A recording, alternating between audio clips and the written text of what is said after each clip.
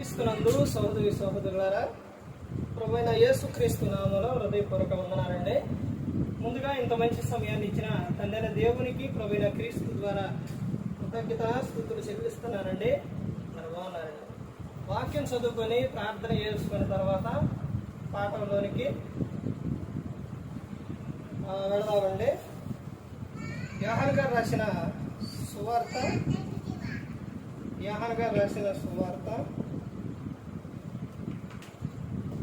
5వ అధ్యాయం 28వ వచనం. దీనికి ఆశ్చర్యపరకుడి, ఒక కాలం వచ్చున్నది, ఆ కాలంలో సమాధులలో ఉన్న వారందరూ ఆయన శబ్దం విని మేలు చేసిన వారు జీవ పునరుద్ధానములకు, కీడు చేసిన వారు తీర్పు పునరుద్ధానం బయటికి వచ్చెదరు. ప్రార్థన చేస్తాం. పరలోకమందున్న మా తండ్రి, పరిశుద్ధ ప్రేమ గల తండ్రి, గొప్ప తండ్రి, యెహోవా తండ్రి, ప్రియకుమారుడు యేసుక్రీస్తు ప్రభువు ద్వారా కృతజ్ఞతాస్తుతులు చెల్లిస్తున్నాము నాయన. ఈ కూడికంతట్లో మీరు నడిపించిన వాక్యం బోధించున్నవి లోక సంబంధమైన జ్ఞానంతో కాకుండా మీ జ్ఞానంతో మాట్లాడే భాగ్యం దయచేస్తారని మా ప్రభువైన యేసుక్రీస్తు నామమున వేడుకుంటున్నాం తండ్రి. ఆమేన్. ప్రభువైన యేసుక్రీస్తు నామములో హృదయపూర్వక వందనాలండి.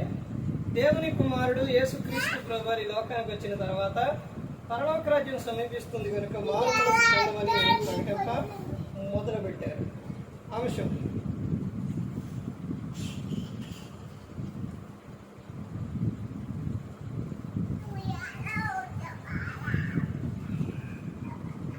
పునరుద్ధానమునకు బయటికి వచ్చేది. చనిపోయిన వారు పునరుద్ధానమునకు బయటికి వచ్చేది. చనిపోయిన వారు పునరుద్ధానానికి బయటికి వచ్చేది. ఎందుకు వస్తారు? పునరుద్ధానం ఉంది. యేసుక్రీస్తు ప్రభువారు లోకానికి వచ్చి ఆయన శిలువలో ప్రాణం పెట్టి తిరిగి లేచింది ఎందుకనంటే ప్రతి ఒక్కరిని కూడా ఆయన లేపడానికి.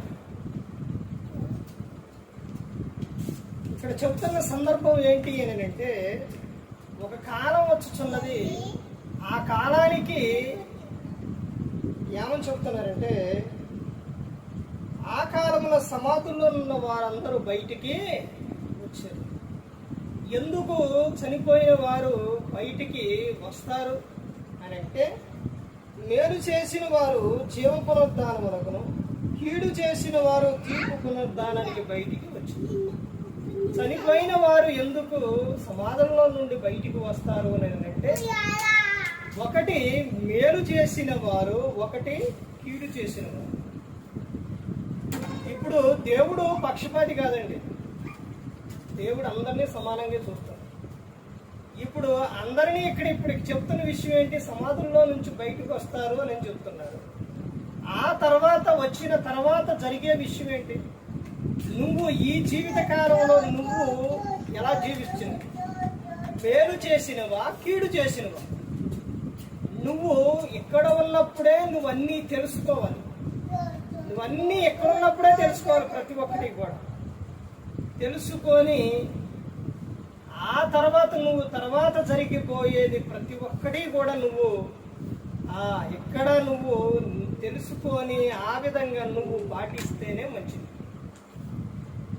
ఎందుకనంటే దేవుడు నిన్ను లేపుతారు. చనిపోయిన తర్వాత లేపుతారు. లేపిన తర్వాత అప్పుడు నువ్వు ఈ లోకంలో ఏం చేసావన్నదే మొత్తం అక్కడ బయటికి వస్తుంది. కీడు చేసావా, మేలు చేసావా? మేలు చేస్తే దేనికి వస్తారంట? జీవ పునరుద్ధానం అంటే నిత్యము కూడా జీవించి ఉంటారు. ఆనందం, సంతోషం ఉంటుంది.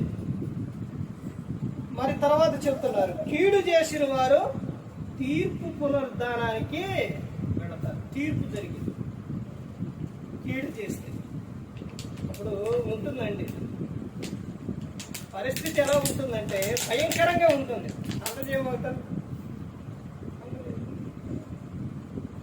అందుకని ప్రతి ఒక్కరూ కూడా గమనించుకోవాల్సిన ఒక విషయం ఏంటంటే, ఇదిగో ఇప్పుడు మా అంటే చనిపోయిన వారు వాళ్ళు నిద్రిస్తున్నారు కనుక మరలా తిరిగి వారు లేస్తారు. ఆ కాలం ఉంది లేచిన తర్వాత అంటే మేల్కొంటారనమాట. అప్పుడు జరిగిద్ది అస్సలు విషయం. అంటే నువ్వు ఇప్పటి వరకు అంటే భూలోకంలో నువ్వు ఎలా జీవించావు, ఏ విధంగా జీవించావు, నీ మాటలు ఎలా ఉన్నాయి, నీ క్రియలు ఎలా ఉన్నాయి, నీ ప్రవర్తన ఎలా ఉంది, నువ్వు మేలు చేసావా, కీడు చేసావా, లేకపోతే ఏం చేసావు అన్నది మొత్తం బయటికి వచ్చేస్తుంది. ఆ రోజున నువ్వు ఎన్ని మొరపెట్టుకున్నా ఆయన వినడు. అందుకని ఇప్పుడే నువ్వు తెలుసుకొని సేవకులు చెబుతూ ఉంటే అలాగే చెబుతారులే అని నువ్వు నిర్లక్ష్యం చేస్తున్నావేమో. నా నోరు నా ఇష్టం, నా ప్రవర్తన నా ఇష్టం, నా ఇష్టం వచ్చినట్టు జీవిస్తాను. నేను ఒకరికి చెప్తే నేను ఎందుకు వెళ్తాను? నేను నా ఇష్టం. అబ్రహాం గారు ధనవంతుడు తో ఆ విషయం చెబుతాడు, ఆయన నీ జీవిత కాలం అంతా నీకు నీ ఇష్ట ప్రకారంగా నీ ఇష్టం వచ్చినట్టు జీవించావు. ఇప్పుడు ఇక్కడ యాత్ర పడతాము. మనం దేవునికి భయపడాలండి, దేవునికి లోబడి ఉండాలి, ఆయన చెప్పినట్టు చేయాలి. అలా కాకుండా నేను నా ఇష్టానుసారంగా ఉంటాను అని అంటే ఎలా ఉంటుంది?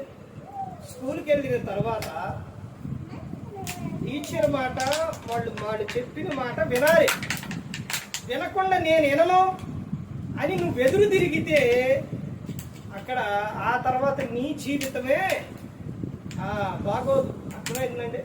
అక్కడ టీచర్ చెప్పినట్టు అంటే టీచర్ మాస్టర్ వాళ్ళు చెప్పినట్టు వింటే నీ జీవితం అద్భుతంగా ఉంటుంది. స్కూల్లోని తలదించుకొని చదవని వారు తర్వాత వారి జీవితంలో తలెత్తుకొని తిరగలేరండి. స్కూల్లో నువ్వు తలదించుకొని చదివితే మా టీచర్ మాట నువ్వు వింటే ఆ తర్వాత నీ జీవితంలో నువ్వు తల ఎత్తుకొని నువ్వు తిరగగలవు. ఎందుకని? నువ్వు ప్రయోజకుడు వైతు. అదే నువ్వు స్కూల్లో తల ఎత్తుకొని ఏంటి నువ్వు చెప్పేది చెబితే వినాలా? మా అమ్మ మా నాన్న మాటే వినాం, మేము ఈ మాట వినాలా? చదివితే చదువుతూ లేకపోతే లేదు. ఏం నువ్వు చెప్పేది? నీ మాట ఏదని కన్నా ఇలా తల ఎగరేసి తల ఎత్తి నువ్వు మాట్లాడితే రేపొద్దున భవిష్యత్తులో నువ్వు తల దించుకొని నువ్వు తిరగాల్సి వస్తుంది. ఎందుకనంటే ఈ జీవితం టీచర్కి నువ్వు చదువు చెప్పే టీచర్కి నువ్వు ఎదురు చెబితే ఆ తర్వాత నీ జీవితంలో నీలో ఫలింపు ఉండవు. అర్థమైందంటే కష్టపడి పని చేయాలి, బాధలు నిందలు అసలు ఎన్ని ఉంటాయంటే ఇప్పుడేమో ఎలా ఎత్తావు, తర్వాత ఎలా దించుకో. ముందే ఇలా తలదించుకొని నువ్వు మాస్టర్ టీచర్లు చెప్పినట్టు చదివితే ఆ తర్వాత నీ జీవితం బాగుంటుంది, తల ఎత్తుకొని నువ్వు తిరగదు. అదేవిధంగా అంటే ఈ లోకంలో చెప్పారు, అదేవిధంగా దేవుడు చెప్పినట్టు నువ్వు ఆయన చెప్పినట్టు మనం జీవిస్తే ఆ తర్వాత మన జీవితం బాగుంటుంది. ఆయన చెప్పినట్టు వినకుండా మన ఇష్టానుసారంగా జీవిస్తే ఆ తర్వాత మన జీవితం బాగుంటుంది. అర్థమైందండి? ఇక్కడ ఈ లోకంలోనేమో బాల్యంలో వింటే యవనంలో ఒక వయసులో భవిష్యత్తు బాగుంటుంది, వినకపోతే తర్వాత బాగోదు. అదేవిధంగా మనం ఈ లోకంలో బాల్యం నుంచి వృద్ధాప్యం వరకు మనం ఈ లోకంలో దేవుని మాట వింటే తర్వాత కాలంలో అంటే యుగయుగాలు తరతరాలు ఉంది, కాలం ఉంది. ఆ తర్వాత అది ఎక్కడ కాదు, త్వరలో అక్కడ దేవుని దగ్గర. అప్పుడు మన జీవితం బాగుంటుంది. నీకు ఏ జీవితం కావాలో ఒక్కసారి ఆలోచించు, ఎలా ఉంటుందో చూడండి. కష్టపడి చదువుకున్న వాళ్ళు జాబులు చేసి సంతోషంగా హ్యాపీగా ఉంటారు. చదువుకోకుండా వాళ్ళ ఇష్టానుసారంగా జీవించిన వారి జీవితం ఎలా ఉంది? బాధలు, ఎన్నెన్నో కష్టాలు. అదేవిధంగా ఈ లోకంలో దేవుని యందు భయభక్తులు కలిగి, వినయం కలిగి, ఓర్పు కలిగి, సహనం కలిగి నువ్వు దేవునికి లోబడి ఆయన యందు భయభక్తులు కలిగి సేవకులు చెప్పినట్టు నువ్వు వింటే ఆ తర్వాత నీ జీవితం ఎలా ఉంటుందంటే అద్భుతంగా ఉంటుంది. మేము ఎంత చెప్పినా వినవండి, ఇంతేనండి. దేవుడు చెబితేనే ఇలా. సేవకులుగా మీరు చెబితే వింటావా? సేవకులు చెప్పేది దేవుని మాటేనండి, వేరే మాట ఏం చెప్పరండి. అర్థమైందండి? ఎందుకనంటే సేవకుల్ని దేవుడు పంపించండి, దేవుడు ఏర్పరచుకోండి, దేవుడు పిలుచుకోండి. ఇదిగో నా పిల్లలకు ఈ మాటలు చెప్పండి మీరు వెళ్ళి అని దేవుడు పంపిస్తేనేనండి. అందుకని ప్రతి ఒక్కరూ గమనించుకోవాలి, ఏ ఒక్కరు కూడా నశించి నరకానికి వెళ్ళిపోకూడదని యేసుక్రీస్తు ప్రభువారు ఈ లోకానికి వచ్చి మనందరి కోసం సిలువలో తన ప్రాణాన్ని పెట్టి ఉన్నారు. మరి ఈ విధంగా నిలబెట్టి మాట్లాడించిన తండ్రైన దేవునికి కృతజ్ఞతాస్తుతులు చెల్లిస్తూ ఇంతవరకు శ్రద్ధగా ఉన్న మీకు ప్రభు పేట నా హృదయపూర్వకంగా చెల్లిస్తూ ఈ మాటలు అందరికీ